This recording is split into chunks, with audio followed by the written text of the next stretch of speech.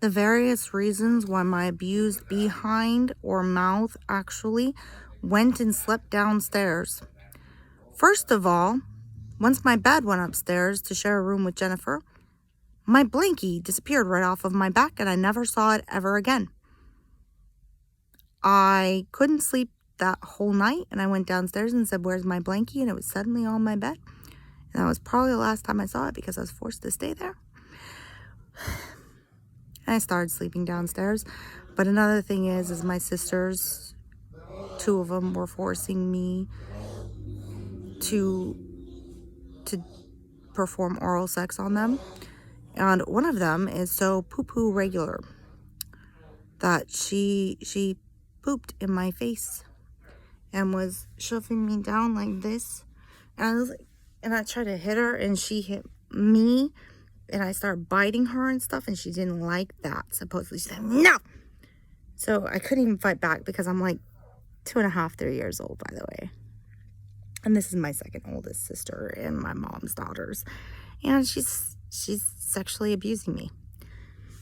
This is one thing about sexual experimentation propaganda that I do not appreciate or like, because it was not consensual. And she was also fucking beating me on my head.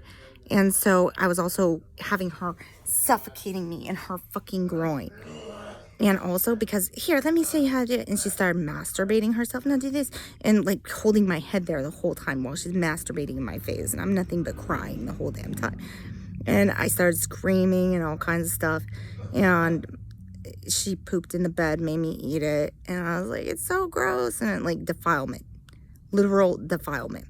So it's just, I have PTSD really bad, and I never knew that these things happened to me until I was away from my abusers, and they were putting me in with another abusive family, and I have dissociative identity disorder, which nobody in my area can treat that, but I had a nurse practitioner at an ARTF that I stayed at that nothing but could start to really tell. The thing is she knows all these things, and she should be a psychologist herself, is how I feel. And she really might be, but she prefers being a nurse practitioner or whatever. I don't know what the story on that is, but like she said, "No, you really do have too many symptoms of it, to the point I'm going to go ahead and note that." Nobody else understood that, because for her to be a nurse practitioner is seriously one of the saddest things I've ever heard. But at the same time, like the things that she understands and knows about, like she's a very intelligent person, and I really love this nurse practitioner.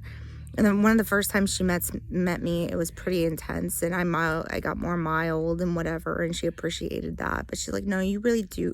I've seen so many of you. I have now seen so fucking many of you." So she didn't say fucking, but she's like, "I have seen several of you. I really fucking have." That's pretty much the gist of it. I have met at least 3 to 5 of you. You're different every time you come in here. So, yeah.